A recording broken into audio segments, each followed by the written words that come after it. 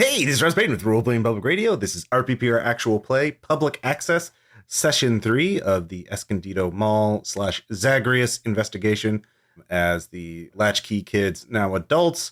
So we have 3 adults here who have returned, young adults who have returned to Deep Lake in order to pursue the mystery of TV Odyssey, the missing public access station, and they've got involved in multiple mysteries now. And so we have our 3 investigators, so you can just reintroduce them briefly. So first off, Bridget, please tell us a little bit about Claire and what she's thinking right now. Yeah, so I'm Bridget. I'm playing Claire. She is a professional digital media artist, and she didn't remember there were insane cheese caves underneath the town until recently, and now she's both fascinated and horrified by the prospect. And despite the weirdness and, like people getting stabbed and stuff, it's comforting to know that like insane memories from your childhood did actually exist at some point. So even as we draw closer to some horrific revelation, at least it's not gaslighting, Yeah, it's supernatural evil, but maybe, but at least it's not gaslighting. Well, maybe it's benign. Maybe it's only evil because we don't understand it. Oh, yeah, that's true. That's a possibility. Next up, we have, Bridget, anything you want to plug at the beginning? You can go to my Patreon, patreon.com/BridgetFan, as though you were a fan of me, and get access to my Discord so that you can see all my cool memes.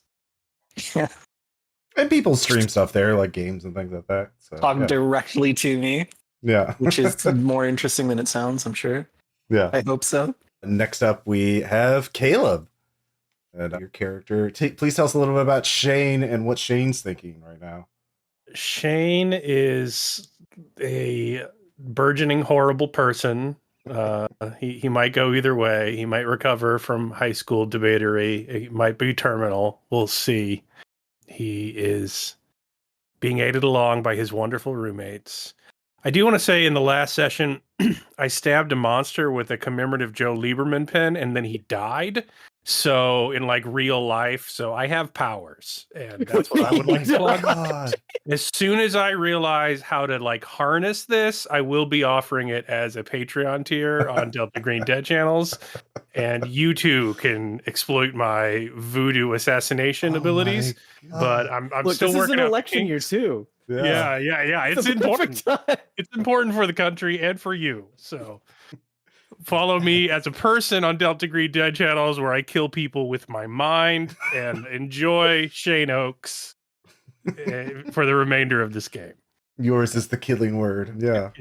Amazing. Yeah. So is Shane still in awe of his newfound power, or is he? Well, in Shane's world, he has the power to stab a monster with a commemorative pin and then have a shitty politician die 20 years later, which is less impressive as an ability, but still pretty good. But he's probably ignorant of that at the time and just mainly worried about not dying. Also, he's worried about Cybelle because he saw a video game that predicts her death. So I got to be careful about that in this. That's true. And then, finally we have Cybelle. All right. So Cybelle is the best way to describe her would be to say medically malpractice induced airhead. She is recently released from a stint in inpatient, has hopes about rediscovering her past, and is presently living with a furry porn artist and a former debate kid, which I think is going to do wonders for her mental health. She almost died last session too. Almost got fucking swallowed up by the fucking darkness or some shit. And then also met a ghost from her past who is dead and gave her a see you soon bracelet, which a lot of death on her radar recently. So hopefully that doesn't, have any effect on things coming soon. Yeah, we'll see. I'm sure it'll be fine. So no threats have been resolved yet. And so that's step 1 of the dawn phase as we begin a new day in Deep Lake.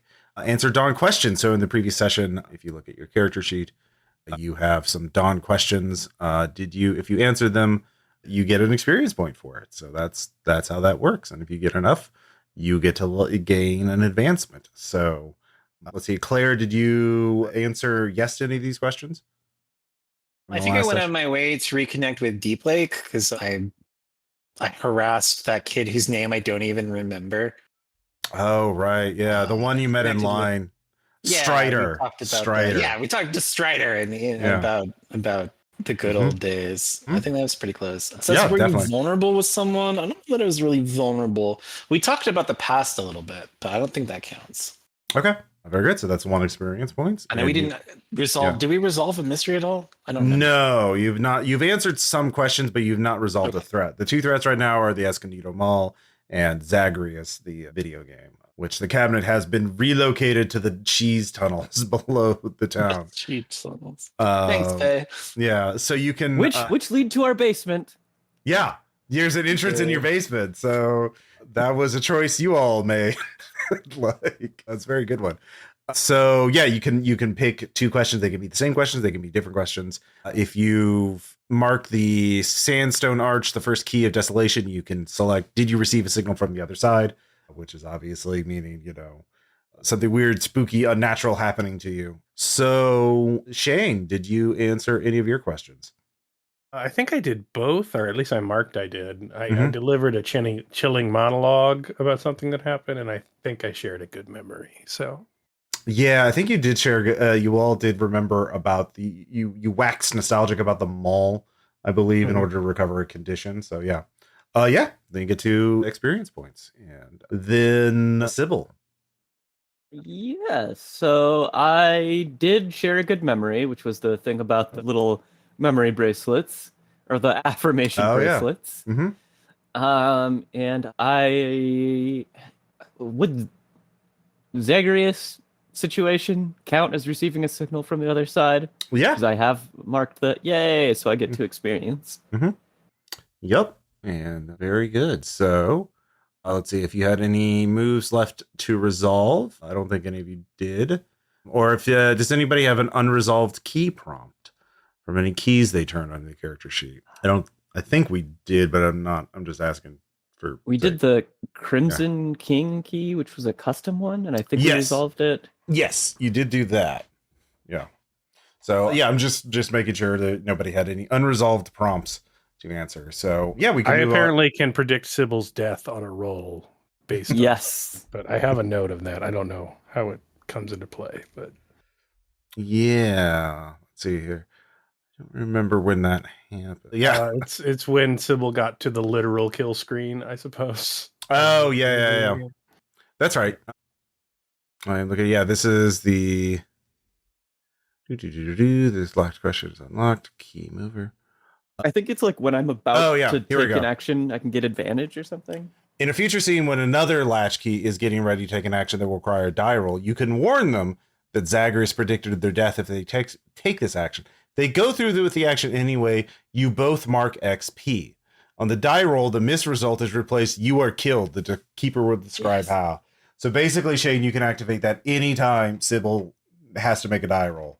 And I'm going to wait for the funniest possible moment to be like, just as that fortune teller predicted. Yeah, exactly. So just investigating. Let's just look around the library and read some books. Like, oh no! Yeah. No, Cybelle, don't drink that 2 a.m. Duff beer. Yeah, exactly. So I'm going to begin the day phase with a phone call that Shane gets. And it's is it the house phone? I'll let you choose if it's the house phone or does Shane have a little cell phone? It is 2004. You could have a little Nokia brick, or I don't know. Yeah, I'll keep that in my inventory as a weapon. Yeah, in the future. Okay. Unbreakable. So yeah, I'll have a Nokia brick. Yeah. So yeah, you get a little ringtone. A Nokia ringtone goes off, and which parent is the one to call to make dinner arrangements? Is it mom or dad? It's definitely mom. Father doesn't like talking on the phone or in person or to me. Okay. Yeah. What's your mom's name? So I have something to refer to her by other than, mom. It's got to be like Linda. It's got to be like a Susan or a Linda or something. Okay, like that. Linda. All right. Linda Oaks. All right. So Linda calls. It's like, yeah. What is your reaction to Linda? That'll help inform my role play. I am not thrilled to see her number pop up, but I could also probably really use the money that she sort of gives me every time we speak. So I'm definitely going to take the call. Yeah. Hello, Shane, my boy. How are you? I'm good, Mom. Hi, how are you? Well, I you've been in town for so long. I realized we hadn't had we haven't had you over for dinner yet. Yeah, well, I've been busy with my grad school applications, and Oh, I there's a lot of cover understand. letters I I have to write. understand. I understand, but look, there was a potluck the other night, and we have a ton of leftovers. I'm making some new things too. Why don't you bring? You said you had some roommates. Why don't you bring them over? We have. Well, have your father put in the extra fold in the table so we have space and the extra table leaf, and yeah, we can all have a nice dinner together. Won't that be nice? Okay, Mom. Yeah, that'll be good. Great. Just Thank you. Yeah. no politics at the table. I found out at college other people don't do that like we did. They take it differently, so Well, it'll be your father's looking forward to it. I'm sure it'll be very fun to meet your new friends. Yeah, and I have some things of yours that are taking up space, so maybe you can look through them before I give them away to charity. So okay, all right, love you. okay, bye. Bye. Yeah, so you got dinner at 7 with your parents, and your roommates are invited. Well, I think Shane would know that that's not like an invitation that is voluntary.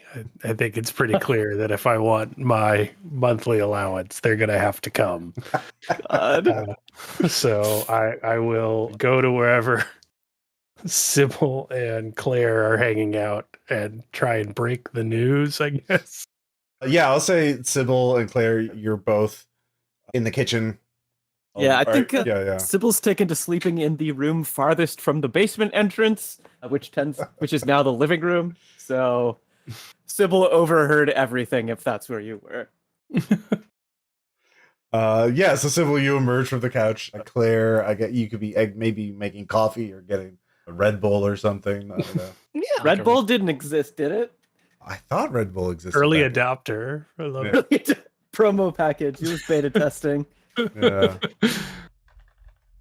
First released 1987. Shit. Oh man, it still had Radon in it. Nice. All right, cool. Oh, it launched in the US in 1996. So yeah. So yeah, we're well in the Red Bull era. This is pure field. Yeah. Time for some X Games. Anyway, oh my God, your mom's gonna cook for us. That's so nice. Yeah, it is. So here's the thing. My folks have a unique methodology when it comes to meeting my friends. There's going to be some questions about who you've voted for in previous political campaigns. Your feelings on capital punishment may come up. You're really going to have to do a lot to sort of elide some issues. Dinner's not really about nutrition or catching up with people. It's more of a you ever go to like do karate when you were a kid? It's a little like sparring, but you just go every night and it's the people you love that hit you, but they do it with words. But I'm really kind of getting low. We've been spending a lot of time, at the arcade and the mall, and the job search isn't going great for me. So I really need this, especially if I'm going to make rent this month. So if you could both come along and be on your best behavior, that would be great. I'm totally with you. I definitely understand it. The only hang up I've got is, what's a lie? That's good. Actually, ask my dad that, and he will give you that's great. Stick with that. Like curiosity. I'm just asking questions. He loves that kind of stuff. So, have they lived here the whole time? They might recognize me. Yeah. That'd be, maybe don't bring that up unless they do. Just, you know what? Maybe you should bring that up. I feel like this could be a real source of inspiration for you, Cybelle. Yeah, you don't need me to tell a little bit of a lie about where I'm from and stuff. That's why we keep you civil. We really keep the mood light. Completely unintentional joke on Sybil's part.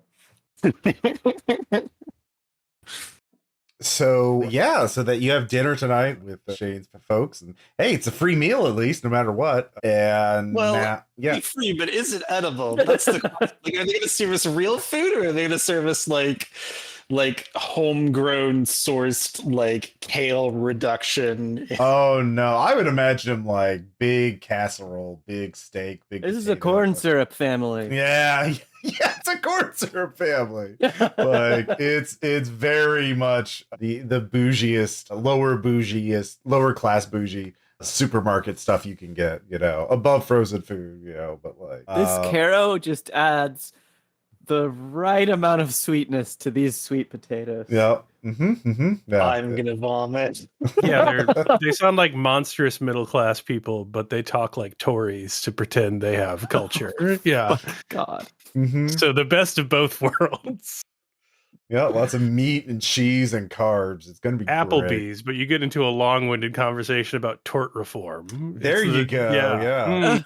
You heard about that McDonald's lawsuit? What a Yeah. scam. What a grift. Yeah. So yes, you got that looking forward to tonight, but it's a brand new day, and there are two burning questions. One of which is, of course, the fucking tunnels under your house going somewhere. And yeah, you don't know. So We've got the tunnels and the fucking mall apartment. a lot of hidden spaces. Yeah.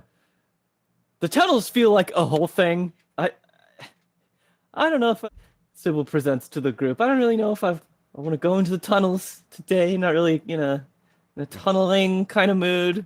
What if we just swing by the mall apartment and see if we can find the person, the chainsaw that was sneaking up on him in the darkness? That sounds better than tunnels. Yeah. Chainsaws are bad. They're scarier than hallways, in my opinion. But yeah, let's whatever. As long as you'll come to dinner tonight and I get my allowance. Yeah. Yeah, I'll be there. Free dinner. Mm-hmm. And your parents sound really nice. They seem to like you a lot. Mm-hmm.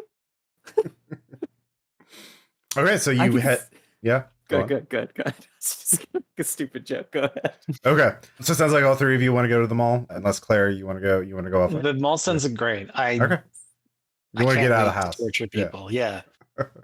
So yeah, you're at the house. I believe you had a total of like 5 clues. Maybe I misread that. 1, 2, 3, 4, 5. I have 6 clues, I think, for the mall is what I have written down. If somebody has a different figure, that's fine. But yeah, you are at the mall, and you had found where the hidden mall apartment is, but you knew that there was something happening when you go there. Lights flicker, it gets dark, it gets cold, you see something in reflections, there's a mirror in there. And yeah, what are you wanting to do? I think that what we should do is we should first get some Dippin' Dots, and then we should go to the mall apartment, and then we should turn off all the lights except maybe one, and set up a mirror, and we should all stare into the mirror. Dippin' Dots is the snack of the future. Yeah, they're good. You can only get them at the mall. That's why I wanted to come here. All right, so you are going to getting some Dipping Dots and then heading to the apartment to kind of like investigate it further. Yes, to see if we can replicate the thing in the mirror that. Okay, actually, replicating that is more.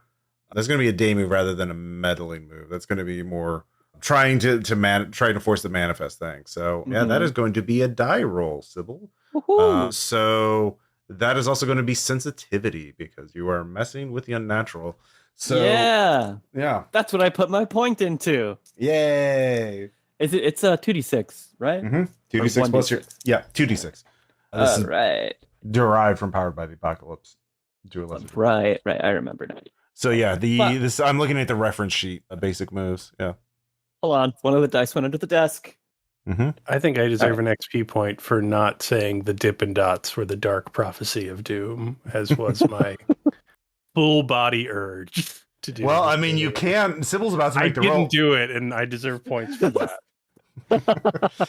It would not be for saying the Dipping Dots is the prophecy. It's for going in the haunted mall apartment trying to summoning a ghost. Like that would be way funnier if it was the Dippin' Dots. You're All just right. hanging on to that. Sybil, Yeah. you can't go to the dinner tonight. You'll die there. Yeah, I'm gonna like poke in there, like sneak around and mess, like investigate his parents while they're at dinner. Yeah. Well, excuse me. All right, that's a meddling move. Oh God, the prophecy. Yeah. Okay, so I did get a 9. A 9. All right. So Claire and Shane, are you going with Sybil as she's doing that? Well, yes, certainly. Okay. She All has right. the Dippin' Dots. So all three of you are in the mall apartments, as you remember it, Shane, and you see the mirrors there. And Sybil, you're trying to make the ghost appear, so you're staring into the mirror while the lights are dim, and you realize that you can feel like someone's breathing on the back of your neck, but it's like a freezing cold breath. And you're beginning to think that maybe that shadow behind you is not just the shadow from, the normal shadow. It is beginning to become real. But if you go through with this, you will have a chance to learn something, but the ghost is going to be very angry and it's going to lash out at all of you. So do you want to flip on the lights and back off, or do you want to see what happens? I want to see what happens. Sybil wants to see what happens, even though she's scared of the dark. What do Shane and Claire, are you going to stop me? I don't feel a cold breath on the back of my neck, so yeah. No, you're if watching- You don't say anything. I'm not going to notice. I'm just. I feel a gonna be little like, brain let's see freeze Sybil's coming on, thing. but I'm eating my Dippin' Dots. So. Yeah, so the two of them are eating Are you standing or sitting on the couch watching Sybil stare into the mirror? I'm definitely sitting on the couch, so Okay. it's better enjoy my Dippin' Dots. Oh yeah, there's a TV there with an older video game console, like an N64 or PlayStation 1. It's still plugged in. Are either of you messing with that, or are you just eating your Dippin' Dots? No, I mean, you don't want to interrupt the mood of the seance. Okay. I'm not messing with it, yeah. So yeah, the lights just all shut off, and then one light turns on.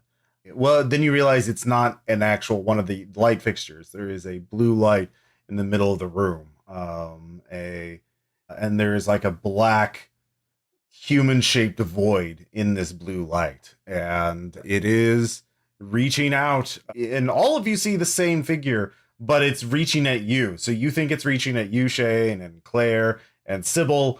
It's very close. So it seems to be simultaneously, all of you, three of you have a different perspective of it. So you don't know that, but like it's menacing. It's not, you can feel the hatred. You just sense that this thing absolutely hates you and wants to pull you into the walls.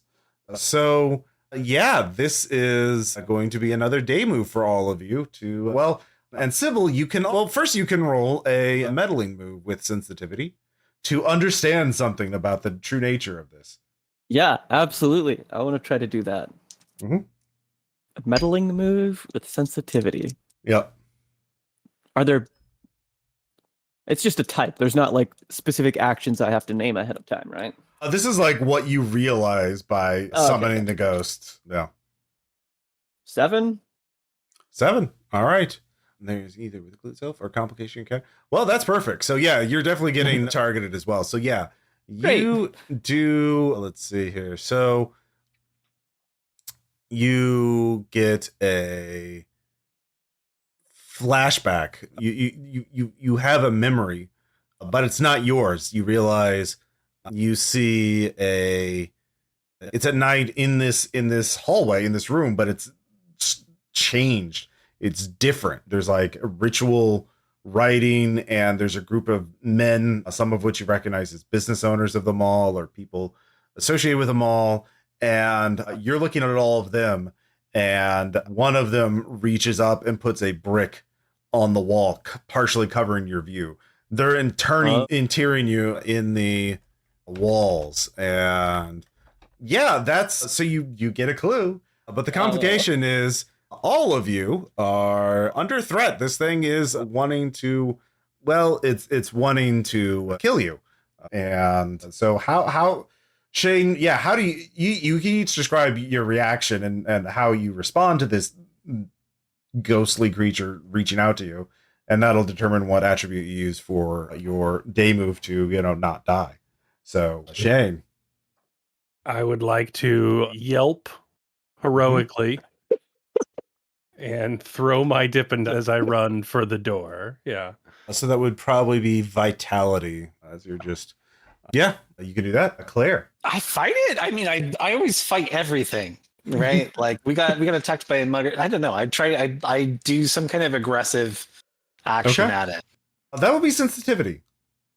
Okay. And a Cybelle.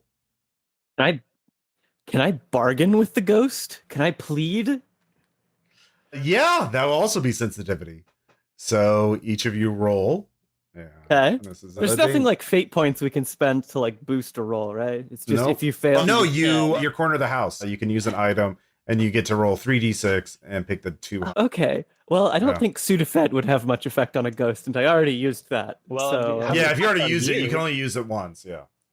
But we have like with Malgore pin, but what would I use to sign things? Yeah. You already used your pin to stab the other thing. Yeah.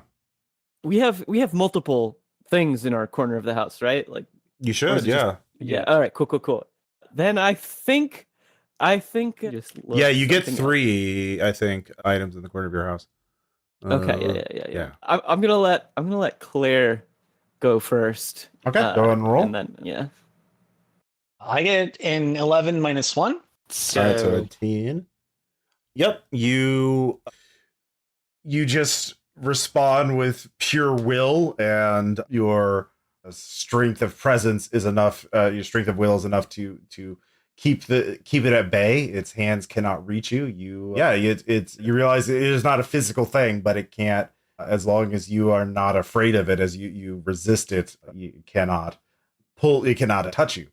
So sucker. It is not something you can do. Well, yeah, we'll see what the other players do, see how they fare, and then we'll get back to you. So Shane, what'd you roll? I got an 8 to run away.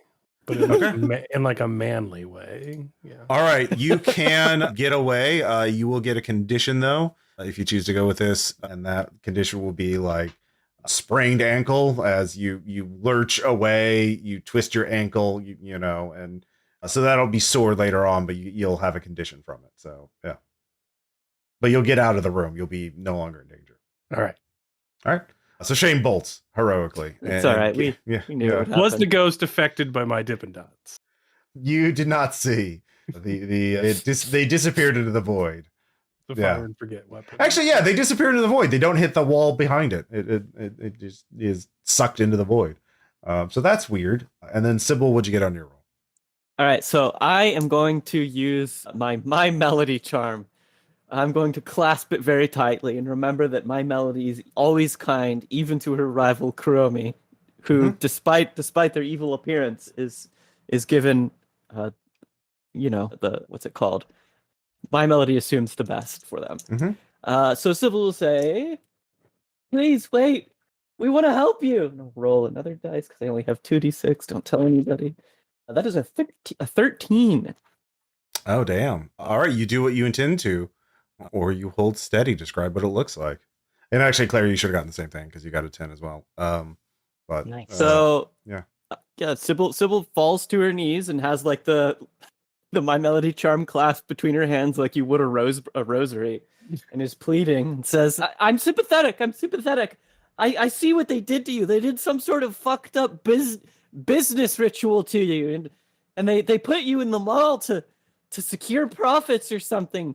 I'll burn down the mall for you." Yeah, you get a sense that, you can answer the question now after you have a discussion about it. But if you answer the question successfully, the ghost imparts information on how to resolve this threat. But you first need to, the question, of course, is what happened here? What happened in the mall? and the complexity for that is 6. You have 7 clues. So I'll say you all, the two of you still in the room, sort of black out for a moment, and you realize you're outside. You've been shifted or pushed away from the room, and you try to go back in, but something is barring your way. You just cannot perceive where the door is anymore. So yeah, I would say at this point, yeah, let's talk about the answer a question move. The Latchkeys have an open, freewheeling discussion about the answer to a question. You've gotten 7 clues. The complexity of this is 6, and reach a consensus. So you basically discuss what you want and then roll 2d6 and then add +1, and they'll determine if your answer is correct or not. So this is sort of open-ended. Like, we'll start with Shane. What do you think has happened? What do you think what happened here? Why is this going on? Like, what? Yeah. Well, much like the reason Battlefield Mall is still open in Springfield, God. I think that Michael Rappaport was sealed in the foundations of the mall to assure it never closes via a dark arcane ritual for local commerce. Yeah.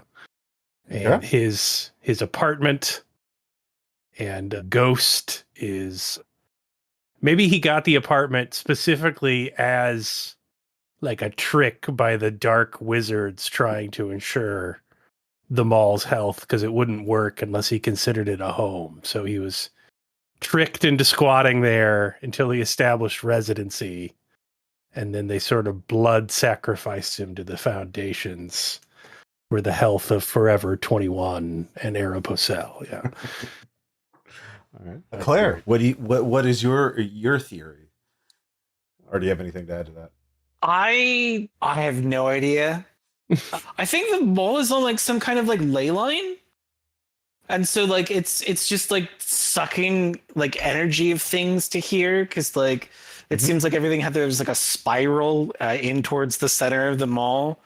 So like maybe that's why this county and things and stuff is going wrong, is that like we just happen to have some kind of magical or weird like nexus here that draws things. Okay. Yeah. It could, and then Cybelle. So I think you're both kind of right. I think it's like a fucking spiritual sinkhole or something, and also the I don't know about Michael Rappaport. I don't know who that is, but somebody, probably a child, because business majors love killing children. I think they teach this sort of ritual whenever you're getting your law degree. You sacrifice a child to make sure that your business stays in business, and obviously it's gonna piss the kids off, but like, what can they do? They're dead. Okay. Now, so what it says on the reference sheet is that answer question is requires a consensus. So you've all had your own theories on it. Now, do you want to reach a consensus, or do you? I guess I could house rule that you can all roll, and whoever gets the highest, their theory is right. So yeah, how do you? Yeah, do you want to keep talking, or do you want to figure out? All right, we could integrate it. Okay. Somehow, right? Yeah. Yeah. You can keep talking. Yeah. So Michael Rappaport was killed as a child. Right. The apartment manifested when the tulpa of his soul in the mall tried to have like a youth. Right. Because he was denied it when he was sealed within the foundations by the Chamber of Commerce. Right. And it was only possible because the mall was located on a magical ley line. Right. So it's a complication to their business spell. They weren't expecting Michael to manifest a thought form teen apartment inside their place. Yeah. Yeah, see, this is why I don't know why you haven't gotten into college yet. You've basically learned everything they could teach you.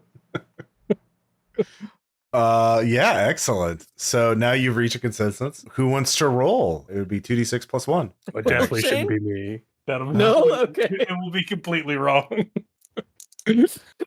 All right, I'll roll. The 2d6 + 1. 9 is with the +1.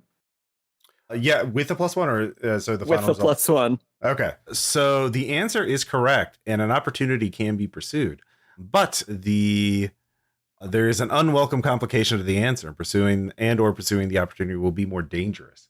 So the opportunity is the spirit, the tulpa spirit of Michael, whatever Michael Rappaport has become, has sent you a ritual you can perform to banish the evil and set things right. So there's two versions of the ritual. One is more powerful, and also destroys the entire mall, renders it, pulls it into the earth. That's fine. Yeah, Cybelle was prepared to burn down the mall from the start. Yeah, well, that's the more dangerous one. The simpler one is to simply banish the evil and the mall remains intact. So that's the first question. Which one do you want to do? Oh, I want to blow up the mall. Okay, so Yeah, I think it's just morally like, the question is, if we didn't do it, are we complicit? I mean, you would at least put the spirit at rest, and it would just become a regular mall, as far as you can tell. I mean, you're not 100% sure, but yeah. Well, it's just a job half done. Yeah. Okay. So the mall banishment exile, the banishment of the mall itself has to be done at night, obviously, and that will be dangerous for all of you. The spirit. All of the power of the mall. Well, you'll alert before you can complete the ritual. The Chamber of Commerce will come and try to stop you. Yeah, The Black Chamber of Commerce. The Black Chamber of Commerce. Yes, that's coincidentally all the normal members of the Chamber of Commerce, but after hours billing. Yeah. So yeah, you have to. So that's your opportunity. You can resolve that. And that will be something that'll be fun. So that's something you can do after dinner. Oh, I'm so excited to tell your parents about this. They're going to be really happy that we're helping the town. So the girls have escaped the Tulpa apartment. Yeah, they have. Yeah, and you kind of like go to the food court and get Sparrows and discuss your theory of it and realize what you have to do to save the town from the evils of the mall. Look, just don't talk about tulpas around my dad, because then he's going to get on Tibet, and it's going to be a whole thing. We don't want to do that. So, your dad's Tibetan? Oh no, he just has opinions about it. Oh no. Well, it's good to be worldly. Yeah. So so you all have a bit of time before dinner. So you could go into the cheese tunnels if you want to knock off two things, or you could prepare for the ritual. Like you basically, I'll let you, Cybelle, what does the ritual look like? It's something that'll take time and you have to do it in the mall at night. So those like patterns and stains on the floor in the mall? The ritual involves spreading trails of gasoline all along those patterns and then igniting it such that the flames create the original symbol, which can be used to undo whatever they did to poor baby Michael Rappaport. Okay. Yeah, so that'll take time to so yeah, you can get more stuff. The Dark Chamber of Commerce, the Black Chamber of Commerce is going to be alerted. They're going to send someone to stop you. So yeah, what do you all want to do to prepare for this? Would the Zagreus cabinet help us stop them, or maybe? Yeah, if you can answer that mystery, you do get a reward for solving a mystery. We have 6 clues on that one. So. Yeah. So in order to, where you have tracked it down, resolve the mystery. All right, what is the awful truth of that? Yeah, I think we have that. It's in the cheese caves under our house, and Attafoy 85 was Dieter Hoskins. I would say you have to go in the cheese tunnels in order to resolve that mystery. You have to find the cabinet, and then you can make your roll for that. So yeah, you'd have to brave the tunnels. You do have time to do that, but you will get some kind of reward. You've got time to brave the tunnels before dinner? Yeah. Why not? I mean, we could also bring cheese, which Mom would appreciate. Mm-hmm. Yeah, I guess so. I mean, it's only polite to come with a gift. Also, I want my pin back. And it's embedded in that creature's hand. So Yeah. Please. Yeah. He's a Atrophy 8 to German. 5. Yeah. He's a German. I know they're bad, but he's not a creature. So after lunch, all of you head back to the house to prepare for a bit of urban exploring against, so there's like a kind of a cellar door in your basement that you open up, a little trap door with a ladder leading down. There's a network of utility tunnels, but against all logic and good sense. And it doesn't take you, there's wiring, pipelines, drainage. It doesn't make any sense. None of you have any engineering knowledge. So you're like, it's fine. But yeah, it is quite not. Yeah, you didn't realize there was this much down here. It's big. It doesn't take you very long to realize it is absolutely massive in scale, these tunnels. And you find odd graffiti. What images are you drawn to the most? What about it frightens or amuses you? Claire? Odd graffiti. So but the scary thing about it, I think, is like, it's like the graffiti is like a detailed record of conversations we had at the arcade. Like, it's all in pantomime and stuff, but like it looks really similar to the levels, and like Strider's there with his arms out, and I was like, did that happen? I don't remember that part. Wow. Yeah. This looks old. This is like, this could not have been done yesterday. The paint is dried. Yeah. That's odd. Let's say, Shane, do you notice any graffiti that draws your attention? yeah, I was just thinking about how unfair adulthood is, because like when you read a book when you were a kid, they gave you a personal pan pizza and book it, and I kind of wished all intellectual achievements worked that way. So there's just like a photorealistic depiction of a Pizza Hut personal pan pizza on the wall. And I did not voice those thoughts to anyone. So I find that it's scary pepperoni. Yeah. Scary pepperoni. All right. And Cybelle. On first glance, it's completely innocuous and probably doesn't mean anything to anyone but Cybelle. But written on the wall in graffiti is "See you soon," exactly like the bracelet that was given to her by the dead girl, spelled letter C, letter U, S-U-N. All right. Important question. Who's going to be leading the way to find it? Who's navigating? Shane, you're like really cool and stuff, so you should. I mean, and you bought the flashlights, so do you get what I'm saying, Claire? Yeah. No, that makes sense. Yeah. I am bullied to the front, I guess. Yeah. All right. That's reason. This is a day move.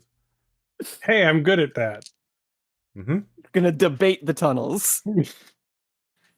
And by good, I mean I got a 9. All right. 9. All right. So, yeah, you can find the cabinet, but for getting your way back is going to be, you kind of you forgot the whole thing about leaving breadcrumbs or some kind of marker to find your way back to the surface. So, do you want to continue on with that? So I realize I know where it's at, but I at the same time realize I don't know how to get out. Yeah, you can choose to go back down or go through with it. So do you want to find the cabinet and not know how to get back to the surface, or do you want to be, kind of stuck, unable to? I will push forward heroically. Right. So the three of you, so you find you realize that there's some power cables, and you start following them. Cabinet's got to need electricity, so you start following that. And you go down multiple levels. The smell of cheese lingers in the air. It is faint but palpable. And in the distance, you think you see double swinging doors leading. They're slightly ajar, and you think you see a shelf full of cheese. But that's not the way. And so you continue on, and until you come to a utility room, and you can hear the sound of Zagreus's attract mode. The familiar chiptune synth plays in the room up ahead. So you push open the door and you see the Zagreus cabinet there in the middle of this storage room. There's shelves with old boxes there, but yeah, it's been clearly set up, and there's a big cup full of quarters, and the actual open part has been opened up, so as soon as you put a quarter in, it falls out. So someone's been playing it a lot lately, since they stole it. And there's a little pallet jack there, or not a pallet jack, thing you would use to push a big arcade cabinet. You don't know how they got down all these stairs. There must be an elevator here somewhere. But yeah, who wants to investigate the room? Well, yeah. What are each of you going to be doing? Claire, what is your reaction to finding all this? I mean, it feels like this is like a bonus stage for Zagreus, right? Like it's in the middle of the tomb, and not the tomb, the like underworld, right? And so like we had to go to the court of the king in the underworld, and so like this just seems like the next phase of Zagreus. Yeah. So you can investigate the room itself. You could play the machine again if somebody wants to do that, or you could try and find where it came from. Like what path did the mysterious attacker take it? Yeah. Shane, you got really far last time you played it, so why don't you play it again or something? Unless you want someone else to go first. Yeah, I'll do it. We need to figure out like why they thought it was so important to steal it and bring it down here. Could you find cheese for my mom? Oh yeah. I'll go back. Okay, Can you yeah. come with me so that I can get some cheese? I don't want to go into the I'll dark. I'll help you get some cheese. All right. Worried about Okay, someone. good luck, Shane. Okay, I guess I'm playing Zagreus alone. Alone. All right. Cheese So labyrinth. Yeah. Shane, you're rolling. Are you using reason or are you trying to reach out? Definitely gonna try reason on that. All right. Yeah. Roll reason. I did good. 11. Oh, yeah. That is very good, I believe. Yeah. You find a clue and there's no complications. You just find a clue. So let's see here. Great. I'd love not to die. Yeah. You find I don't think I gave you the map. There's a map of Deep Lake. On the back of it, there's a name, Dieter Hoskins. There's several X marks have been placed at seemingly random spots. And Dieter Hoskin, is one of the kids who went missing in 1985. Attaboy. 85. So meanwhile, Cybelle, you and Claire are heading out to get cheese. Okay. So yeah, that's a day move for sure. What do you want to use to roll for that? Probably just reason. Okay, you're methodically analyzing the best cheese to find. Okay. Yeah. All right. I've seen like a couple cheeses in Walmart and stuff, so I know what's good cheese. Yeah. I've seen cheese before. It's an 8. An 8. All right.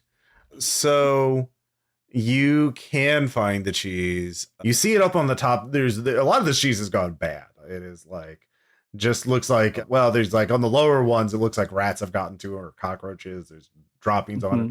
But there's like a plastic wheel of cheese, like a plastic wrapped wheel of cheese on the top shelf.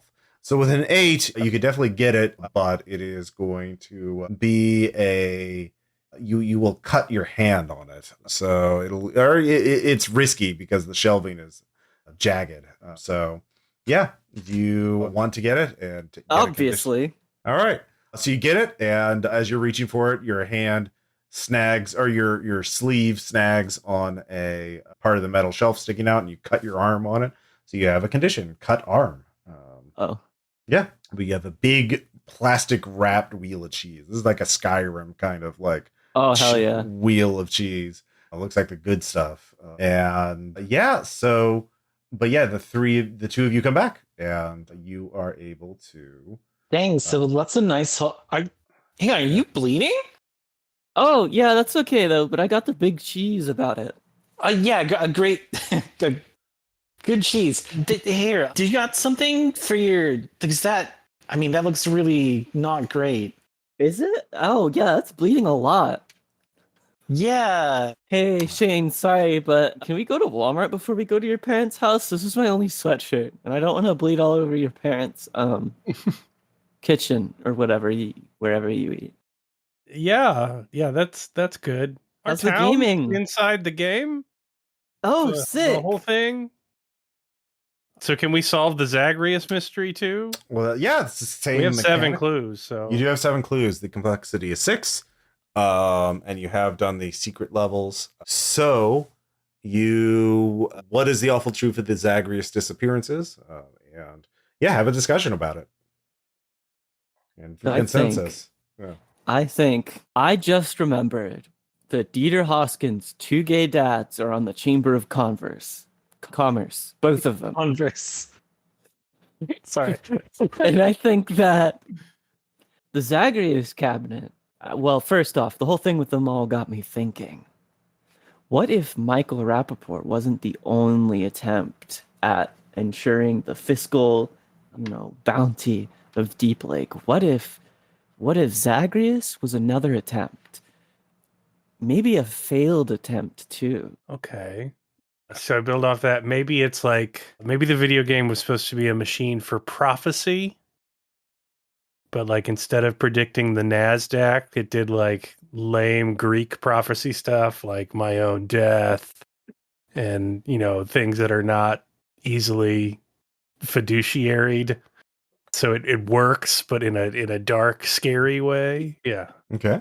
Claire, do you want to add anything to that? I kind of like this as a like a fortune telling engine, and that kind of fits with like all the stuff we've seen where like kind of predicts things, and like the graffiti like predicted us being here. That sounds pretty correct. Yeah. There can be no other explanation. There can be no other explanation. This video game tells the future for And the Black Chamber of Commerce. Mhm. They were doing real estate speculation. That's what the X's on the map are. Oh yeah, so they could predict when people died. And they Yeah. snapped up there. Yeah. Exactly. Well, if they're trying to do like insider trading and stuff, right? Well, it's So, more like, small well, you're scale trying than to- that. Yeah. Which, well, I mean, like they're trying to like revive the community of Deep Lake. Deep Lake, right? And control the ley lines. It all makes sense. Okay. Yeah. It all makes sense. All right. So you have who wants to roll for this? Let's have someone else roll. All right, I'll try it. Somebody else. All right. Is it +1? +1 because you have 7 and the complexity is 6. Oof. 7. 7. Same. You do find the opportunity. You do find the answer. Opportunity can be resolved. You realize, of course, if you got to expose this, you got to post this to the Void Vector forums. That'll let the people know, open their eyes, the Vector Void. Definitely not make them think we're raving lunatics. Yeah, no, this will definitely help. However, you realize that the masked killer who has been stalking you, stalking the cabinet specifically, is in the tunnels. And in order to get to the surface, you're going to have to go through them. But you do have time. In fact, there's another question here, a follow-up question. Who is the masked killer? Atafoy 85 with the bull mask, who nearly killed the one you stabbed earlier. And that is only and why are they doing this? That is only complexity 4. So you have 3. I'll let you use the same 7 clues because it's the same mystery. So that's, you have a +3 on this roll. But yeah, have a discussion. Who is the killer? Who is Atafoy 85? So Atafoy 85 is very obviously one of the kids from back, or like the souls of one of the kids from back then. Mhm. And they're just angry and confused because they're trying to work against the dark Chamber of Commerce. Okay. So they're just trying to keep everybody from this like fortune telling engine. Oh, okay. Yeah, Okay. and the bull mask sort of signifies like that ancient execution device that people were put into and then cooked alive. Oh shit! Yeah, the brass bowl. Well, that and also like it's a labyrinth under here, right? They're protecting the labyrinth. The of Minotaur. Zagreus. Mm. Yeah. Okay. So I guess Claire, roll 2d6 and add 3. I get an 8. An 8. Well, you realize you can deal with Atafoy 85. You could either. How will you neutralize Atafoy 85? But it'll be dangerous, and you need to do it before you, in order to escape the tunnels. That's the complication. It sounds like we have to put Atafoy 85 to rest. Okay, but how does that happen? Is it, do you like convince them that they're dead and they need to go on, or do you have to literally pull their mask off and reveal their other undead appearance, or do you have to fucking the heavy gauntlet. object? Sorry, And like the underworld is all about like judging people's like souls and stuff. So maybe we need to appeal to the ruler of the underworld court that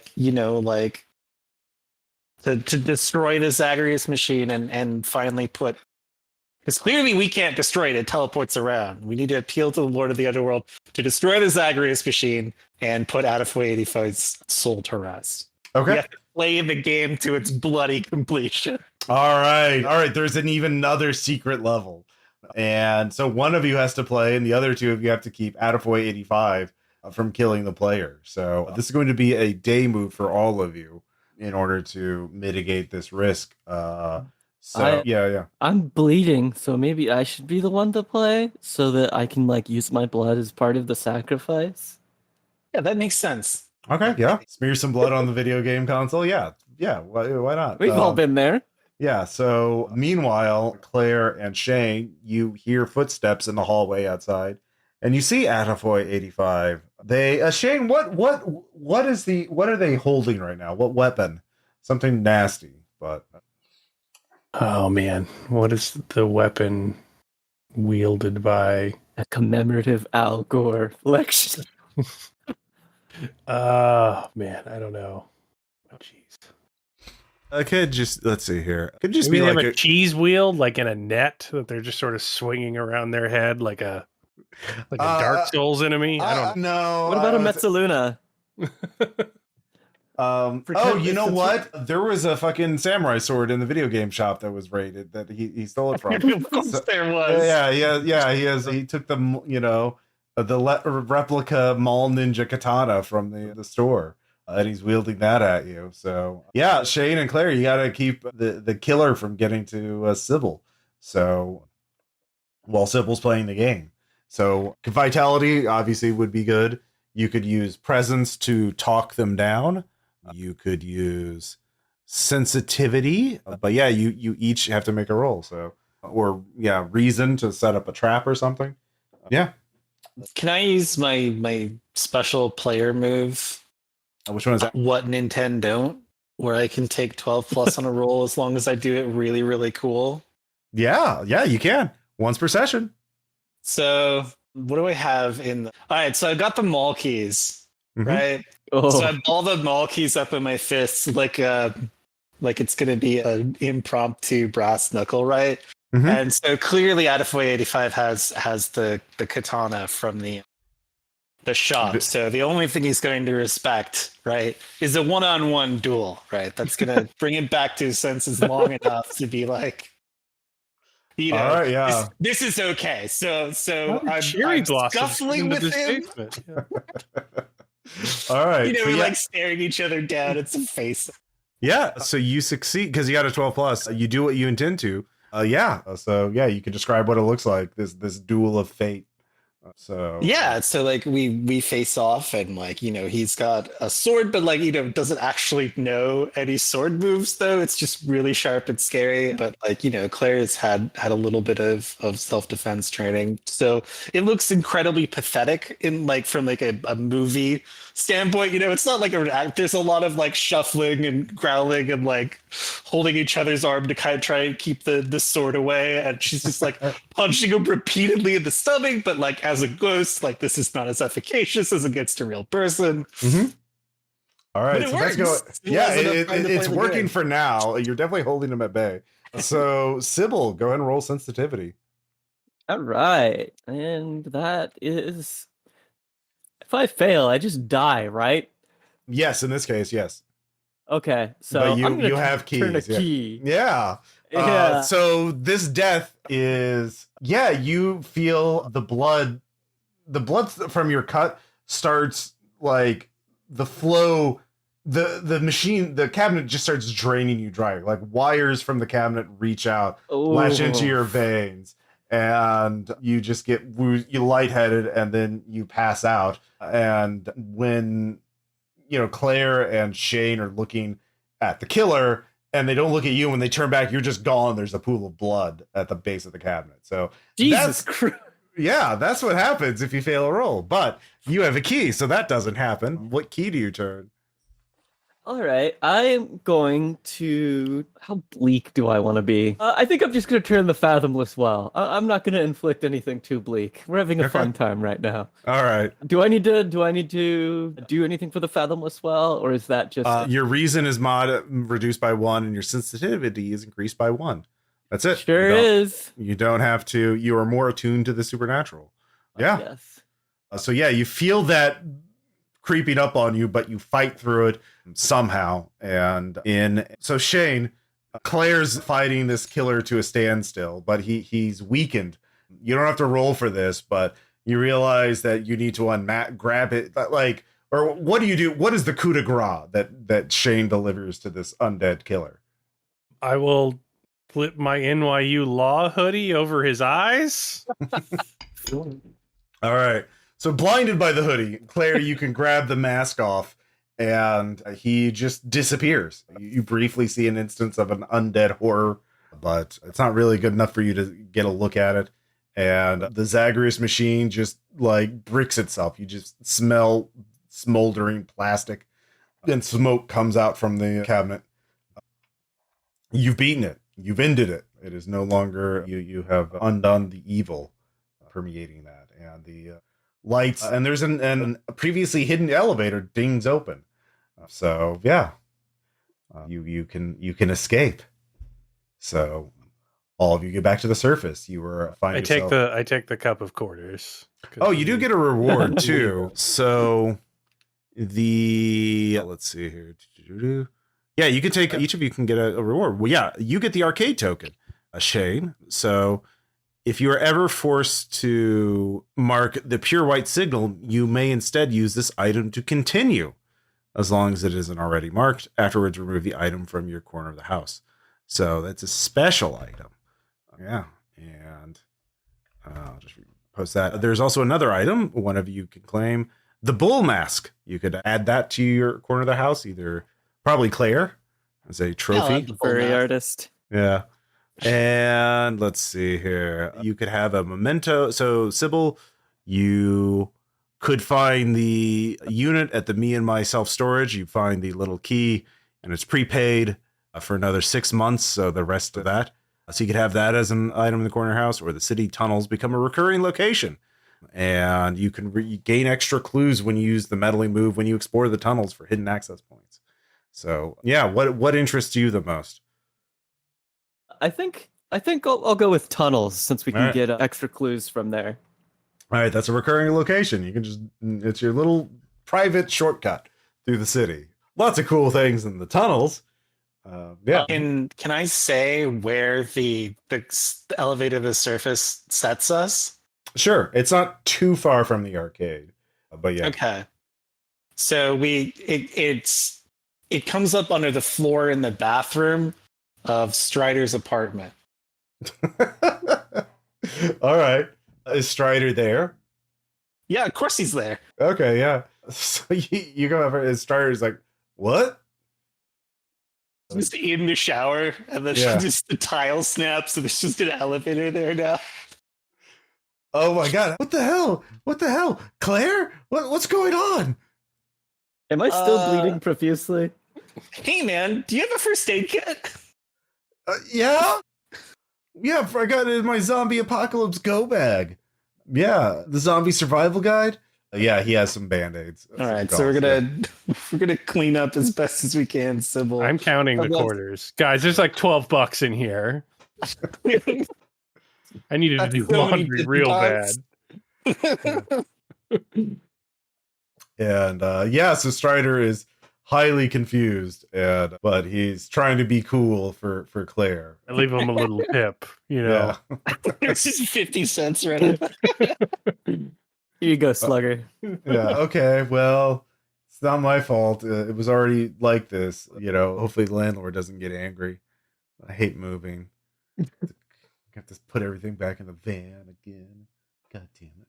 Yeah, so you have a little time before the dinner. All three of you managed to escape from Strider's apartment. And thank God. Yeah. With the cheese wheel. And $12 in quarters. And the magic arcade token and the bull mask. And you now know about the tunnels and you can use them again and again. So yeah, this is the dusk phase. So that is where are there any answered questions? I don't think there are. So my latchkey moves basically makes my parents' house like home base. Like nothing can get us there. So do we want to antagonize the Black Chamber of Commerce by destroying the mall and then try and run to my mom's house. I don't know. Oh yeah, That is the yeah. most pathetic thing possible, and therefore we should do that. Oh my god, I love that. Yeah, I thought you were gonna do it the other way, have dinner before you have a big night, but no. I thought so too until I looked at my latchkey move, and it's just like, nope, nothing can get you here. And I'm just like, okay, maybe let's do that. All right. So you don't have an Odyssey tape, so you're not doing that. No one has any unresolved key prompts. And yeah, you all go over to the Oaks household. What kind of describe what the house looks like? Shit. Well, don't we have to blow up the arcade first? Or not the arcade? Oh no, you're doing that first. Yeah, that's right. Sorry. You're blowing up the mall. So you head to the mall. It is night. You have to do the apartment ritual. It is the barrier has been removed. You can go back in the apartment now and begin your ritual of pouring gasoline and what was else? Chanting or meditating on the spirals. Was that it, Cybelle?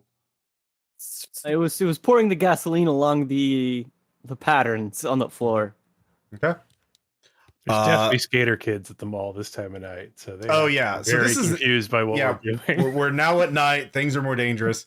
And there is there's a new mall cop there. Fucker. Yeah, and so the enforcer. So in order to successfully do the ritual, there's going to be each of you are going to have to do something. So either pouring gasoline, meditating, or distracting the guards. So yeah, who wants to do what? Cybelle, don't you have like the just say no to cops? Yes, I do. Do you want to handle the cop, or do you want to pour gasoline? I think I will handle the cop. Nah. All right. So which move is this? Just say no. Just say no. Something about your past makes you good at dealing with cops and their bullshit. Can I do the prophecy thing? And he's like the mall cop of legend. Just Oh my god. The one. Yeah. He's got an itchy trigger finger. It's like a guy from Raising Arizona, but on a Segway. Just So you get all your whenever. So you get advantage, but you don't automatically succeed. So yes, what is the prophecy? Cybelle how does Cybelle get taken down by the cop? According to your prophecy, there, Shade. Oh god. Sees my fucking inpatient bracelet and immediately fucking pulls iron.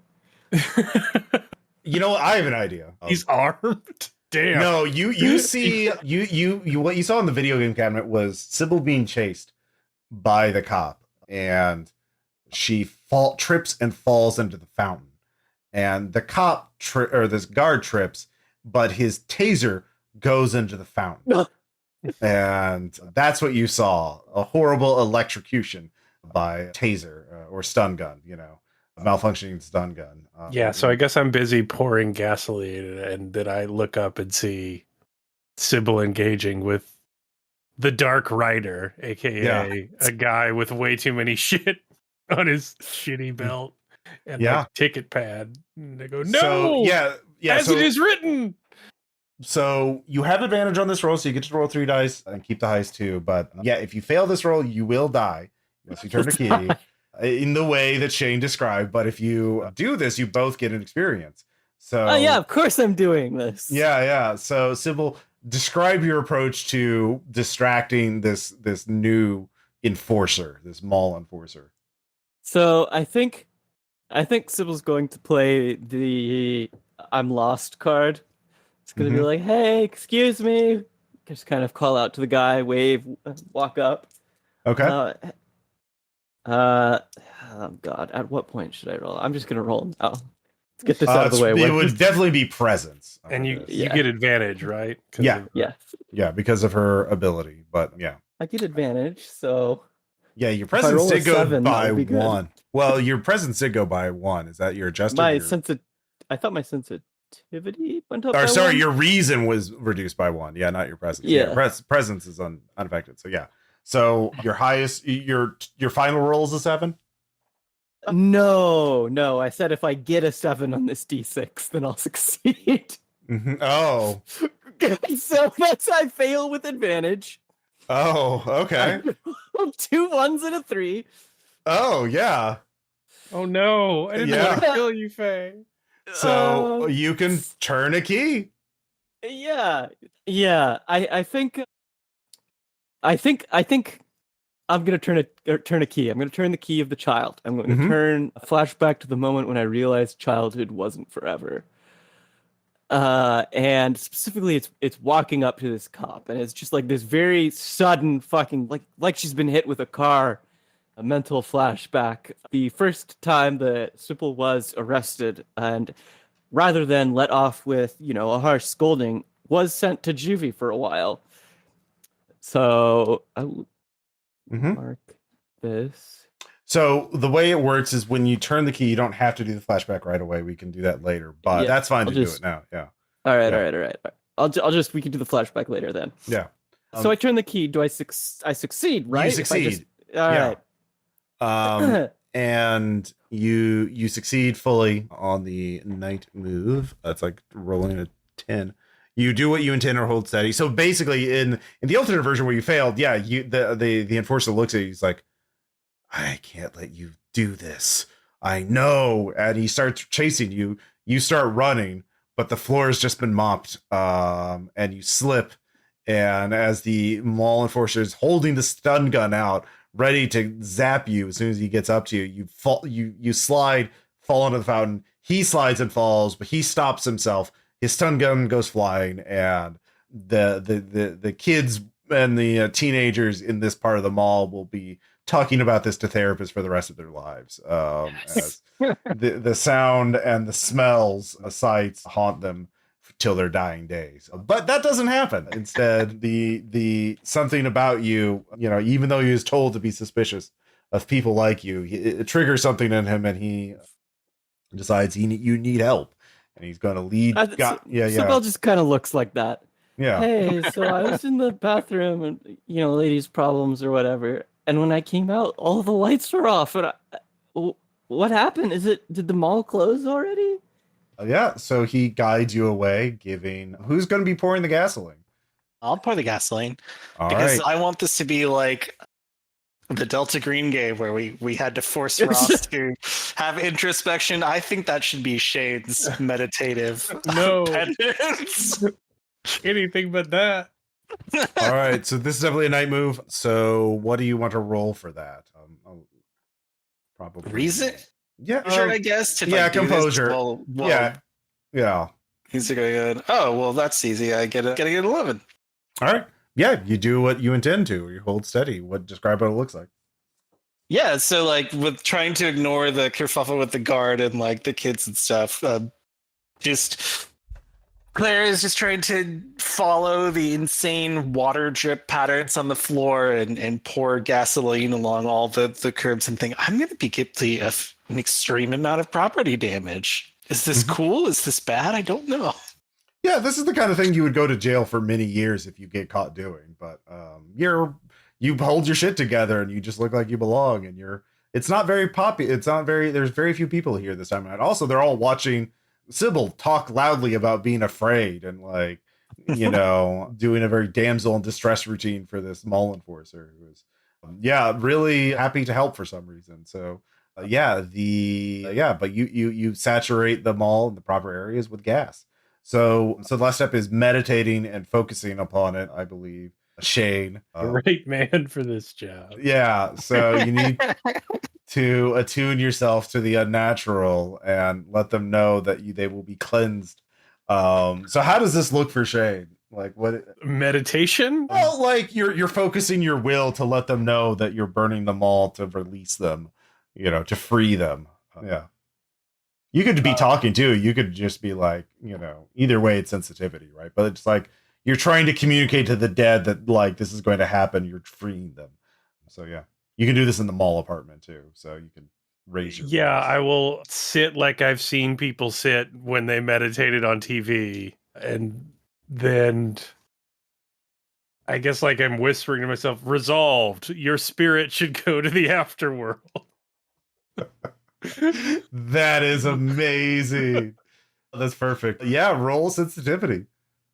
I'm very bad at this. Mm-hmm. I get a turn a key to succeed at that, or I don't know how. If you don't, the spirits no, you hear a voice behind you. Be it resolved. You should join us for eternity. and the wall opens up, and multiple hands and arms pull you inside, and that's the last thing you see. I will definitely turn a key then, because I do have to beat my parents for dinner, so I cannot go to the netherworld. Yeah, so describe what it looks like when it's successful. I imagine all of the index cards I filled with evidence about why I shouldn't be sucked into the afterlife, and they manifest behind me in a flurry of index cards that flood the room and flow into the gate to hell and protect me with rigorous APA citation. And yeah, I use them to expel the demons. Yeah. All right. And at some point, the gas catches on fire. So you should leave now. And all of you walk out of the mall as it catches on fire. We're like speed walking. We're like, yeah. we try not to look guilty, but we definitely want to be out of here as quickly as possible. The mall enforcer curses and runs back into the mall with a gun drawn. But, he ignores you, Cybelle. You just look like a victim, not a perpetrator, a perp. So, he totally misread you. So, but yeah, the mall's on fire. You can hear fire sirens in the distance. People are leaving. It seems like the fire suppression systems aren't really stopping it. You can see the sprinklers going on, but there's still more and more fire. So there's nothing else left to do. I forgot, what kind of car do you drive, Shane? Oh God. Like a Honda Civic. Yeah, it's probably something awful. I was going to say 91 Toyota Corolla. Yeah. So my car. Yeah, cool. How's it doing in general as a car? Like, what condition is it's okay. Like, he gets the oil changed by other people he pays to do it on time, but it's not great. It's got the ceiling thing where like it's come unmoored from the top, so there's kind of like drape of felt rubbing your head no matter where you sit. Yeah. Amazing. Yeah. Maybe some leftover tape from when you tried to put it back up there, and it just... I've tried to thumbtack it up, but they're just all over the floor now, and you shouldn't be in the car without shoes. Yeah. And all right, so now we get to go to dinner. Oh my God. And yeah, so what does the household look like here? A psychopath's lawn, like that edging between the sidewalk and the trimmed lawn that's like a good inch of like a moat of weed whacking between the concrete and anything that might grow into a spot it's not supposed to grow. Yeah. Otherwise, just like a boomer house that was bought for like $400 and a song that's going to stand for 100 years and just keep accruing real estate value. 2 bedrooms, 2 baths, that kind of stuff. Yeah. I forgot, what key did you turn? I thought I turned the sandstone arch. Can I turn that one? Yeah. I figure having a debate with ghosts about whether or not I should join them in hell is a pretty clear signal from the other side. Yeah. Yeah, I would say so. Yeah. So the Linda is there. What's your dad's name? Oh God. I'll let the girls decide my awful father's name. I don't know. Okay. Jesus. Father to me. I could never call him by his. Mm-hmm. Yeah, obviously. Do you want Peter or you want Jeffrey? Just worse. Jeffrey and Linda's pretty awful. Yeah, I'm gonna go Jeffrey. Jeffrey. You can't call him Jeff. Oh yeah, he's against that. Okay, yeah. So you knock on the door. Linda, mom is there. She is wearing her little apron with something from a vacation, a little souvenir apron. Probably something from Texas, like a big steer is on it, covered in old Everything's cookies. bigger in Texas. Yeah, exactly. Yeah, big long steer, and lots of old stains on it. And she says, "Well, welcome. I'm Linda." We all smell of gasoline. I'm limping. Yeah. And Cybelle has like a t-shirt wrapped around a bloody hand. And we're carrying an obscenely large wheel of cheese. Yeah. Oh my, look at that cheese. That is very fancy. But did you go to the new cheese store in the mall? Yes. Oh no, Yes, we did. Hello, Mother. Lovely to see you. Hello. we were just at the mall. Yeah. Oh, wow. And what's your name? I'm Linda. Hi. Oh hi. Well, I mean, my name I guess is Cybelle. It's what it said on the. I don't know my last Cybelle. name. Are you an exchange student? No, I used to live here actually. Yeah, you do look familiar. Really? Do I remind you of anybody? Hi. And what's your name? My name's Claire, but my friend Cybelle was asking you a question that I feel like is really important. It's on the tip of my tongue. I'll think about it. I gotta go put this cheese down. It's Oh yeah, it's very it's super heavy. Can you show Jeffrey. us? Yeah, she calls out to the den, and Can you show us Shane's room? Well, I have some things on the oven and stove. I'm sure Shane can show you, but you have to meet Jeffrey first. So a large man wearing a polo shirt, khakis, and a tie, or not a tie, but a belt. Angry expression. Yeah, holding a can of Miller Lite. Rumbles in the room. His forearms are enormously hairy, and he has a very gaudy gold watch on. Oh my god! And he's like, "Oh, there you are. You've been look at that thing. Oh, it's huge. Feed an army, whole division. How you doing, my boy?" He slaps you very hard on the back, Shane. Great, Father. Let's get this in the kitchen so we can cut into it. Hey, Mother, do we have any crackers? So they we have some saltines. Oh, yeah, saltines, perfect. Yeah, great. Yeah, Store-bought watercress. Yep. So they cut into the cheese, and he kind of makes a little thing of it. He's very fascinated by cheese. So you got off on a good start. He's like, "Well, hi, I'm Jeffrey." He shakes both your hands, crushing grip.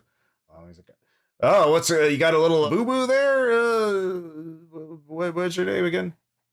Oh yeah. So the name on my release bracelet said Cybelle. So I'm just going with that for now. Yeah, I cut my hand. A joker. I gotcha. Yeah.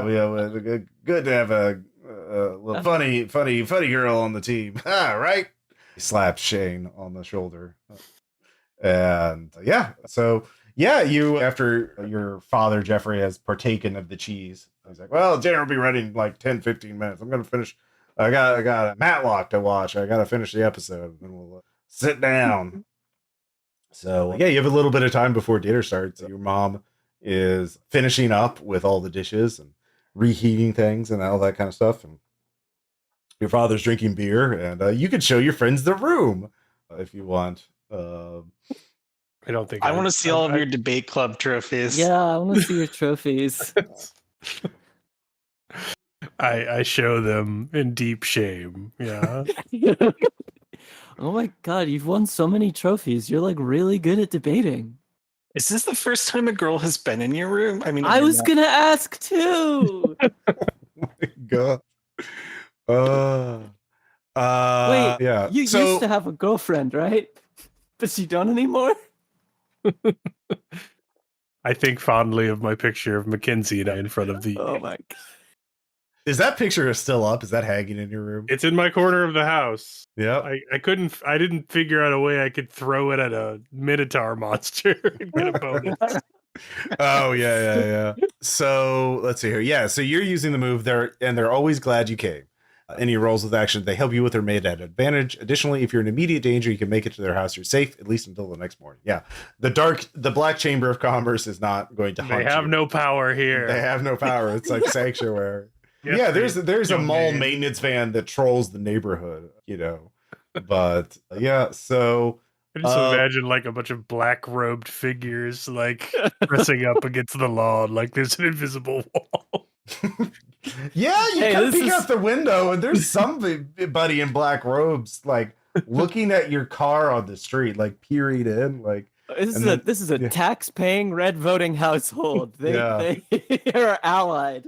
Yeah, there's an HOA sign and like they can't Only cross thing it. with more power than the Black Chamber of Commerce is the HOA. So yeah, each of your the dinner is going to be served, or dinner served. Each of you can describe one of the dishes that catches your eye. So Shane, your mother made your favorite. What is it? It's chicken nachos. It's just like Rotel shredded chicken and some tomato paste. It is a poverty special that we think is classy because it involves mixing things in a crock pot for a few hours. So yeah. Also, it counts as quote unquote international food. Yes. Your mother is very proud to say that she knows how to cook. Yeah, she does a Speedy Gonzalez impression every time she brings it out. Oh, It's horrific. Oh God. I try and recede into my chair. Yeah. She still does it with you two there. Yeah. Yeah.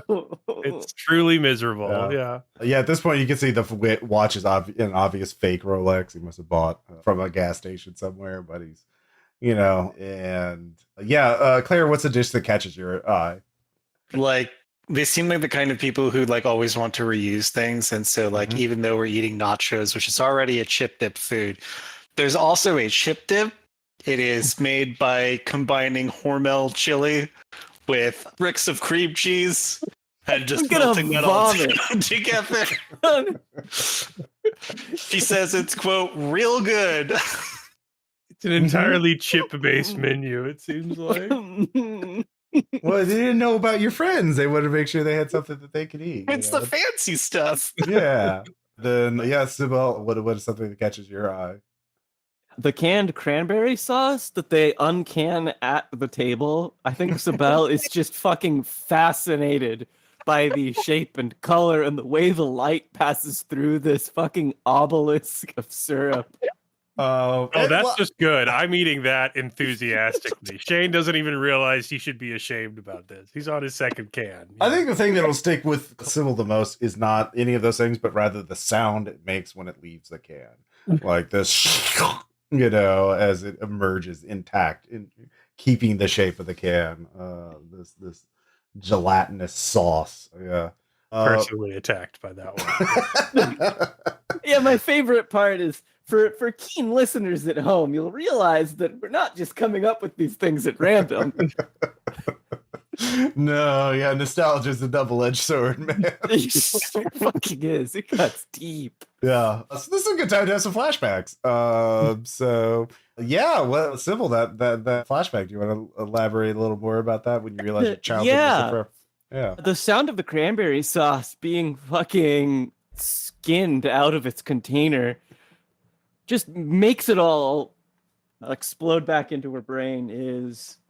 I think she's forgotten what it was for or why it happened, but there's a very clear memory in her often foggy mind of being severely beaten by a man with a flashlight and recognizing that at some point she crossed a line that she didn't know was there. And that line is whenever repercussions became real. That was whenever she first got sent to juvenile instead of just getting off with a short little, slap on the wrist. Yeah. And you've had to deal with a lot of cops and people like cops, and that's why you're very good at it, but it doesn't always work. You thought it almost didn't work. You were pushing your luck too far tonight, but you skated by one more time. How many more times can that happen?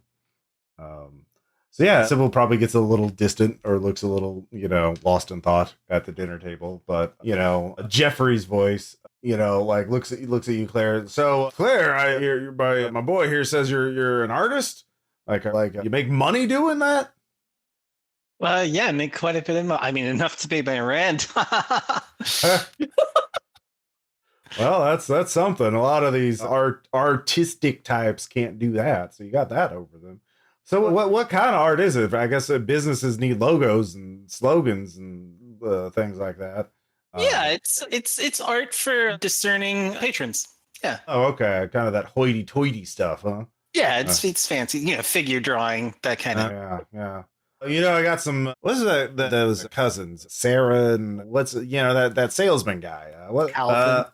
Yeah. Oh, you must know them. Yeah. Anyway, they're getting married. You want to give you their number. You could ask them and see if you want a new client. I'm sure they'd love a nice portrait or something. Oh yeah, give me their number. I'll track them down. I'm always looking for work. Oh yeah. Can you do that for them, Linda? Oh sure, of course. Yes. Yeah, after dinner, I'll look in my Rolodex. Yeah, they're in there. Oh no. So yeah, Shane, and then he looks at you. So you also a student too? Cybelle? What? You're a student? Oh yeah. Cybelle has a fucking 1,000-yard stare. No, I mean, no. I mean, I'm not really going to college either, or school like Shane. Oh, you're applying. Oh man, that's a rough racket. It can't be like, when I got a job, I just like marched in with a good paper stock on my resume and just got a job that day. Yeah, where does Dad work, by the way, Shane? Oh God.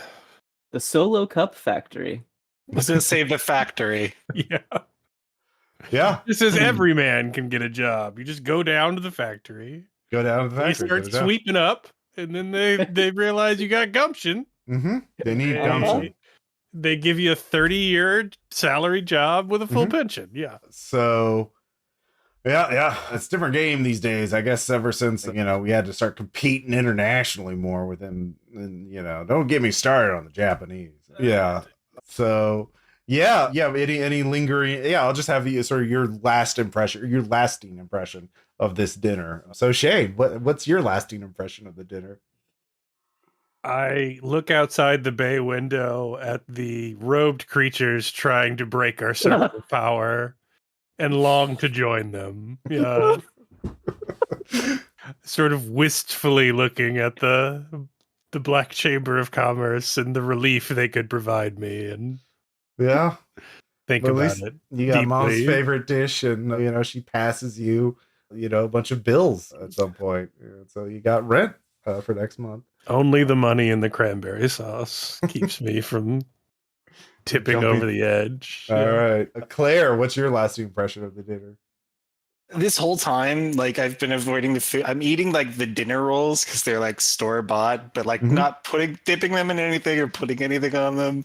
But I do occasionally excuse myself to the bathroom where I just grab a bunch of the Miller Lite out of the fridge in the garage and just pounding them in the bathroom. All right. Is it noticeable by the time dinner's done that you're a little tipsy? Or how trashed do you get? Just enough to survive this household for the night. All right. You're just kind of going autopilot, I guess. You're kind of no, I hear that. Yeah. You're right. I have the exact same feelings about Desert Storm.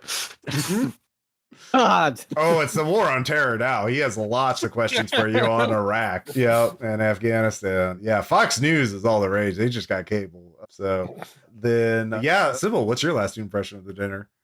A little colored by the violent flashback. Mm-hmm. The vibes are terrible.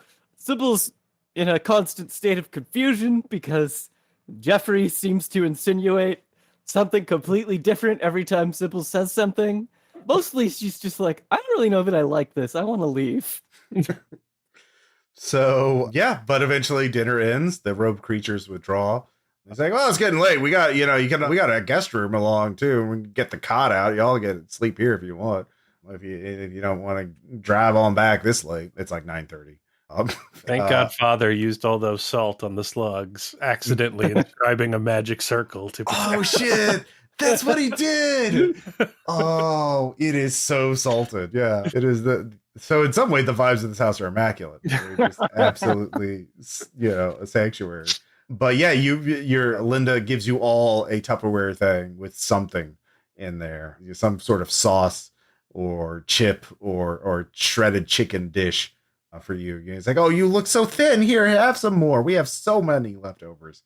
well, they'll just go bad. But you three could use that so you can save your money, for a little, You're school right. The textbooks. dots have begun to wear on our wallets. I gotta have it. Yeah. They do get a phone call in the middle of dinner and like, what? You don't say. Oh, okay. And Jeffrey goes, oh, mall's on fire. Steve told me. Yeah. Yeah. Wow, we were just there and it wasn't on fire when we were leaving. Yeah. That's crazy. Yeah. Well, they probably skimped on maintenance like they always do. The damn Chamber of Commerce always spending, taking damn Chamber of Commerce. Yeah. Yeah, don't get me started on those buffoons. They take so much money from businesses and they run these terrible ads. They could do it a lot better. Hey, maybe you could whip up a new ad campaign for them. Can't do any worse. So, yeah. Completely misunderstanding an illustrator and a graphic design student. It's art. Yeah, that's the art. It's all the same. It's all the same. Yeah. Art is a thing they have on the side of food you buy at the supermarket. Oh yeah, he does ask. Oh yeah, I know Jimmy down the block. He paints houses. If you want some extra side work too. So I'll check that out. Thanks, Jeffrey. Yeah, be sure to get his number too. Yeah. Oh yeah, I'll get it. Yeah, Linda's very quiet through most of it, as one might imagine. So, but yeah, the night comes to an end. The creatures withdraw. Do you stay the night in the safety of your parents' house, or do you? No, we risk death rather than. At least Shane does. All right. Shane's our ride. So. Yep. We have to go if you go. Yeah, Shane, give me one on the horn. Just give me a, let's see here, composure check. God. I'm gonna be great at this. Where are my dice? I got a 3. Do you want to spend a key? Yeah. Yeah.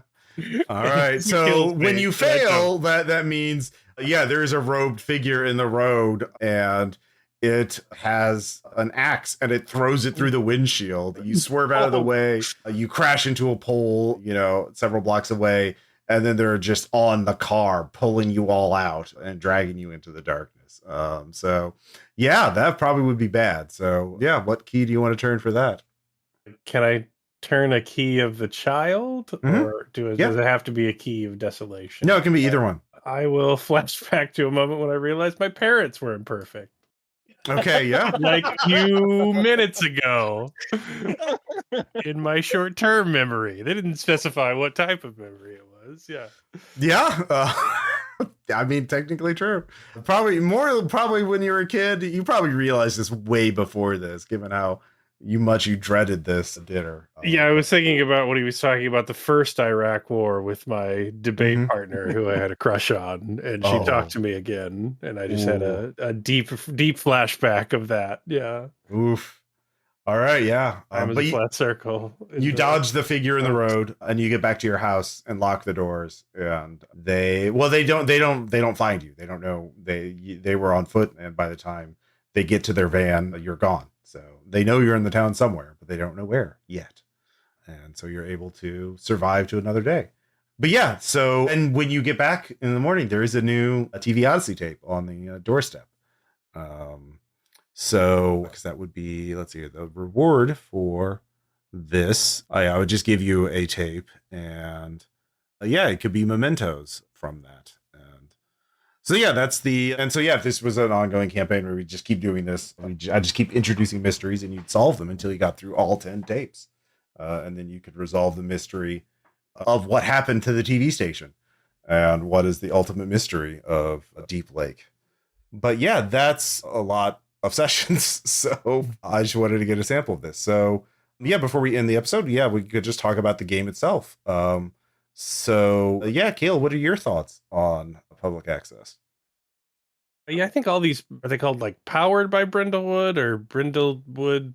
Yeah, Brindlewood Bay is the original one. That's the Agatha Christie meets Cthulhu Mythos investigation game. I think they're all very interesting. I've read Silt Verses before. Mm-hmm. And the idea of sort of, creating your own villain. Like I know we would, if we kept playing, we would go back to the Black Chamber of Commerce because that's just a pretty great recurring bad. So I think it's very interesting how you have to feel your way through the characters, but eventually you end up landing on creating your own villainous plot structure that you then sort of like, through the difficulty of improv, keep ascribing every ill in your horrible town to. So yeah, I think that's a very interesting way to structure any kind of mystery game. Yeah, for sure. And let's see here, Claire or Bridget. Yeah. I do like the calls to nostalgia. So I think that's one of the things where it's kind of hard to do well in the game, like bring up like a specific era and still make it like interesting and compelling. So I think it's like really one of the elements that I think is really going to depend on your table. But I kind of like kicking around at 2004 and having a bad time at the mall. So I kind of like that the mechanics like lean into that. Like I kind of wanted to do more flashbacks. I think I because the key system I think is good, where it's like, sure, you can solve this one thing, but you need to advance your character meaningfully in some other way. I think that's a good trade-off. Yeah, it actually reminds me a lot of Fate Points, because I'm also running Warhammer Imperium Maledictum, and Warhammer Fantasy. It's a similar thing with Fate Points, where you can spend them to re-roll things, but you can burn them, permanently lowering them to save your character from certain death. And I really like it is sort of like this. Yeah, your character, so you can be like pretty lethal as a GM, because like, well, they have a get out of death free card, but they only have so many. So yeah, I quite like it too. But yeah, the flashbacks require characters to fail rolls in order to need the flashbacks or to need to turn the key. Yeah, that's a really good insight. The Fate. I like the vibe veneer of the game. The public access like television thing is fun. I mean, obviously it's very Candle Cove kind of shit. Yeah, horror. Yeah, analog horror. It's fun. I enjoy that. Mechanically, I don't know how this would hold up to as many sessions as it seems like it would require. You've got like what, 1, 2, 3, 4, 5, 6, 7, 8, 9, 10, 11, 12. 12 chances to fail before you die? Like outright? Well, because this was like a 3-part game, like the GM has discretion over what a failure means. And I can also give conditions, and I can also like do other things. Yeah. In the base game, it's not like a binary pass fail then. Basically, when you fail a move, the GM has discretion about what happens. What's the consequence of that? Okay. Yeah, so I see. Yeah, maybe that's a little more. But like forgiving the GM book, like the book does say, like if the players are doing something at night or they're facing a monster, just kill them outright if they fail a roll, because like they. Yeah, I mean, things. Just thinking about how many sessions this would take to do 10 tapes, and then thinking about how many rolls each session would dictate. And then how many failures are possible from that. Well, one thing is also you do like one thing that didn't happen in this game at all was that no one rolled a 12 because on a 12 plus you find on meddling, which is finding clues, you get a tape or learn history about the area of Goya County. So Keeper's Choice. So you could be gaining more tapes faster rate. You could be gaining one. Okay. So it's not just solving a mystery that gets you a tape. Yeah. Okay. But yeah, I was kind of waiting for that. And also when you answer a question, the big man appears when you do that. So yeah, there's ways for me to give it. So I the GM does have discretion about handing out tapes to a degree. And but once you get 10 tapes, if you look at the TV Odyssey sheet, there's these layers and you're at layer 1 and you'd be going into layer 2 but after you watch the second tape, but you get more information about what's going on. And then at layer 5, after you watch 10 tapes, you now can create the TV Odyssey mystery using the guidelines in the book. You may cease presenting new mysteries. You present this mystery and that resolves the entire story. So like, yeah, you don't have to resolve all the mysteries you find. You just have to keep resolving mysteries until you get 10 tapes. And then you unlock this layer and then you can solve the mystery and move on with your life. Also, if your character dies, to a degree, that's fine because characters are easy to introduce, right? Another person shows up, Yeah, and I mean, as I'm sure anybody who's listened to anything I'm in, I enjoy it when bad things happen. So being able to die so easily isn't necessarily a bad thing. Yeah, I do like that because you have these keys, your character is it like I don't the thing that my pet peeve is characters dying before they get a chance to see the monster, or like Right. They die in the first act and it's just like slows everything down. We have to restart. Right. But like if it's in the middle or the late act, then it's just accelerating things. And the keys give you enough to get into trouble really deeply, and then like I'm fucked. Yeah. Mm-hmm. So what I find interesting, this is not really a mystery solving game, because the mystery is whatever you say it is, right? Like it's taking these disparate elements and creating a story from them. Yeah. Which is different. Somebody was just posting today about like this and Gumshoe, and Gumshoe is like, there is a mystery, there is a puzzle to be solved, there is a objective truth. There is Dracula at the end of this mystery or whatever. There's only Dracula if you say there's a Dracula in this one, if that makes sense.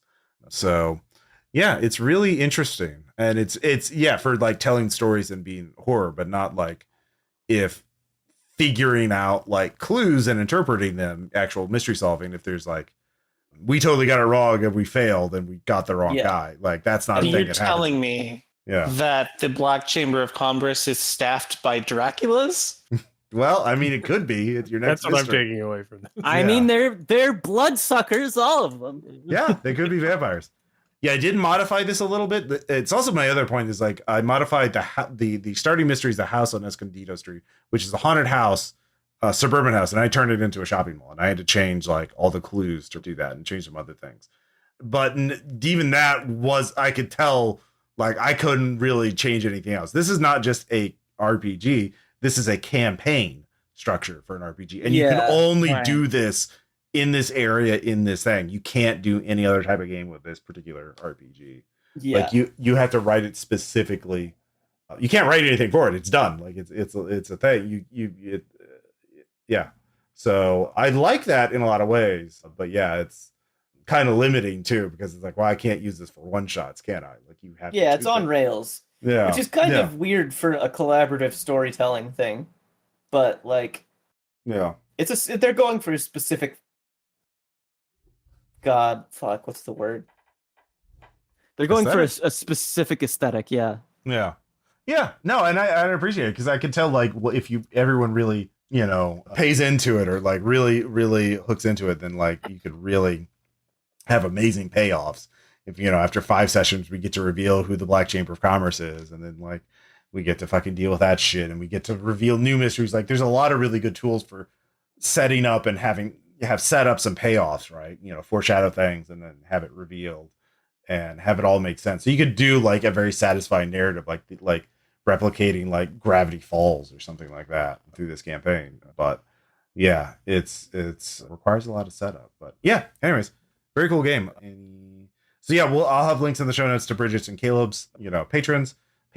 And thank you all so much for playing. Caleb, any final thoughts before we go? No, thanks for listening. It was a fun game. All right, Bridget, anything else? No, I had a good time. I think we covered everything pretty well. All right, cool. And and Faye, anything? All right. We. All right, so we'll see you for next time. We'll have a dinner at the Oaks household. No. I'm sorry. We'll be facing soul-sucking monsters from Much Beyond Time better. and Space. Yeah. All right. So we'll go to the arcade. Oh, we'll go to the mall. Oh, fuck. We'll figure something out. But yeah, we'll talk to you all later. Bye. Bye, everybody. Bye. That's amazing. Next time we'll be smoking pot in the cheese cave.